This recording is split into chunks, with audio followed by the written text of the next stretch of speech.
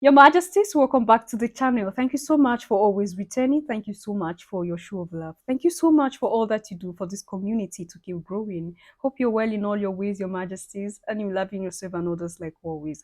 All right, Your Majesties. Ancient Hebrew languages spoken in West Africa.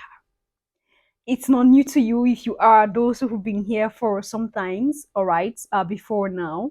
You know, there was a video I made here and we brought about 5 languages that where the Bible was written in. The 5 original languages of the Bible were all African. Why? Because the Bible itself is the property of the Alkebulan people. There were scrolls that were taken and rewritten and turned into the Bible. And at the process of taking it out and rewriting, a lot of errors, a lot of deliberate mistakes, all right? A lot of things were changed at that process. And that's why we have most of the problems we have today, because the word we have sometimes are not from its original state, how it is said originally from the scrolls that those words were written from and turned into the Bible. And I brought some evidences here. You heard a lot, and some came out and say what they want to say. That's left for them. I'm still going to bring that here. Then I will take you back to today's discussion. First 5 languages the Bible was written in its original manuscripts were all African languages. They are Ge'ez, Egyptian, Amharic, Phoenician Hebrew, and Aramaic. All of those languages are African languages. Aramaic, when it's written, it's called Syriac. So if I use the name interchangeable between Aramaic and Syriac, I'm speaking of the same book. The Bible was translated 1,000 years after it was written from the Old Testament for the first time into the European language of Greek. The Greeks were the first whites to come in contact with the Africans in Egypt, Ethiopia, and Nubia. And at that time, they were still barbaric and they came to learn. We must understand that Egypt, Ethiopia, Nubia were the citadel of world learning during those days. So when the Greeks were first coming down, they were coming down as students to learn.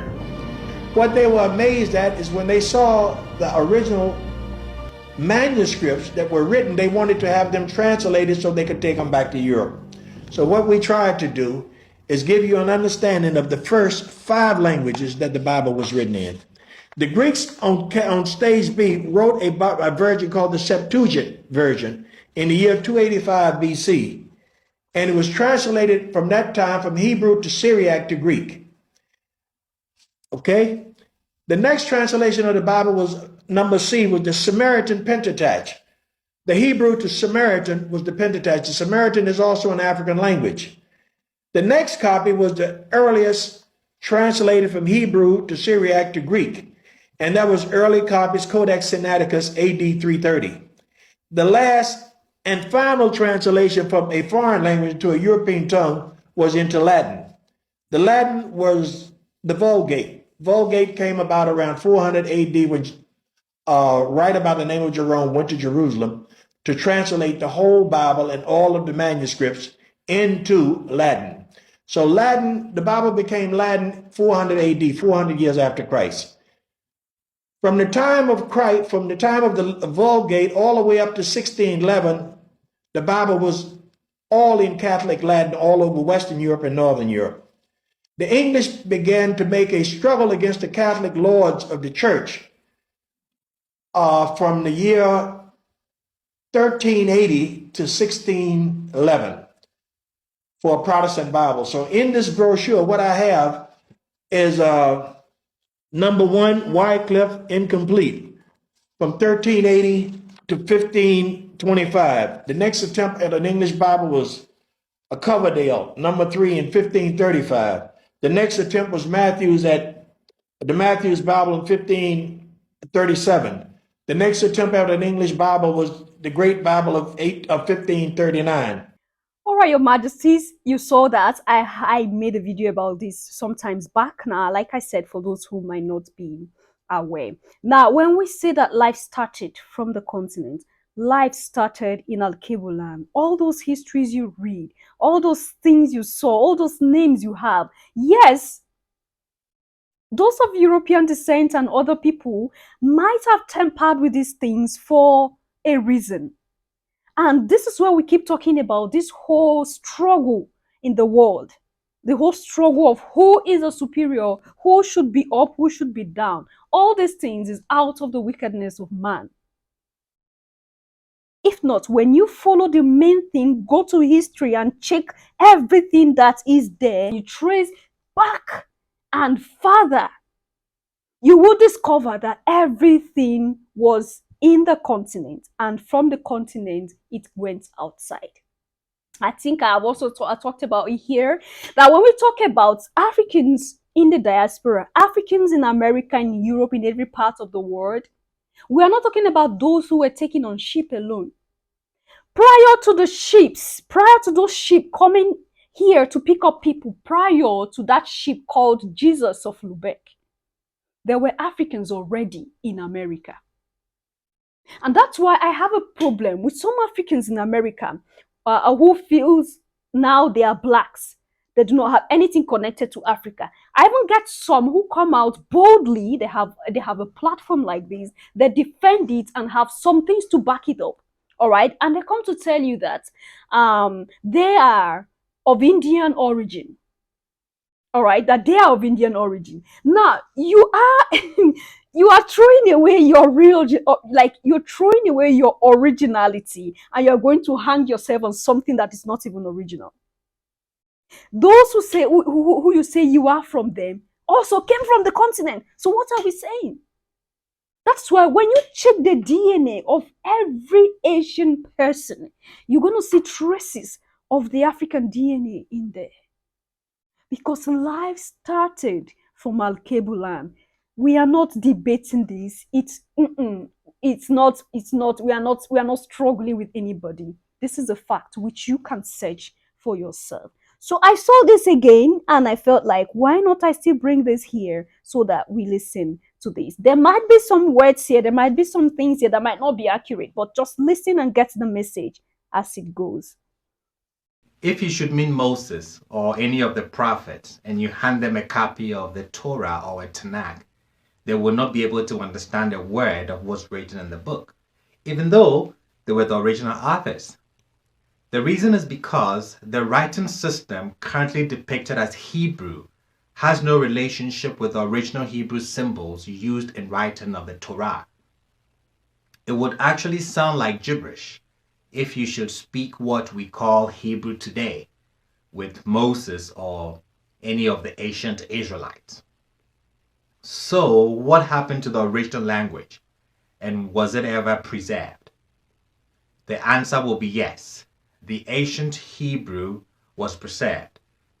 What happened to those taken into captivity will have lasting ramifications, and the writing system that they would develop in Babylon will ultimately give birth to modern Hebrew. However, a particular group amongst those who fled to Egypt when Nebuchadnezzar attacked and further migrated deep into the African continent, West Africa to be specific, retained a dialect of the original ancient Hebrew language, and they still speak it today, as we shall see in this series. It was nearly a period of 2,000 years from the time of going into exile in Babylon to the introduction of modern Hebrew. During this period, the Hebrews had gone through 3 major language shifts. They had lost the ancient Hebrew. So to differentiate the modern Hebrew from the ancient original, they named the ancient Hebrew Lashon HaKodesh, the holy tongue, but correctly translated, the only tongue. This Lashon HaKodesh, however, was not lost to the Eves, the Hebrews, who migrated to West Africa. The Eves, the Hebrews, who inhabit what was Everland, now Ghana, Togo, Dahomey, and Nigeria. Most have lost any knowledge of this tongue But the core group, the Anglo-Evers, the Anglo-Hebrews, which is made up of Judah and Levi, retain and still use Ewe, Hebrew, in their everyday speech. They will be able to read the original Hebrew script easily, since it's written in their dialect, and they are able to understand the meaning of the pictographs of the ancient Hebrew script, because it's part of their everyday language. The Levites are the Anglo-Evers, who can be found mainly in the Volta region of Ghana. The Judahites live mainly across eastern Ghana and western Nigeria. Let's look at one example. Let's look at the first alphabet of the Hebrew language. We're going to look at the ancient Hebrew script and then the modern Aramaic script. The Aramaic script calls this letter Aleph, the first letter in the alphabet. The Aramaic script calls this letter Aleph. Aleph does not mean anything. Look at the picture of the ancient Hebrew and you will see the head of a sheep. Now, what is a sheep in the Ewe tongue? The Anglo-Evers, the Anglo-Hebrews. What is sheep? Aleph. Aleph, not Aleph. Look at the second alphabet in modern Hebrew. It's the Beit or Veit. It can be the letter B or V, which can be used interchangeably. The picture of the second letter of the ancient Hebrew is Bavo in the ancient Hebrew script. You see the B and the V, and they sure can be used interchangeably. Bavo. Let's look at the letter Yud. In ancient Hebrew, it shows a man with a hand flared out as a fan, blowing air. What is wind or air in the Ewe tongue? Ya. Ya is the correct pronunciation, not Yud.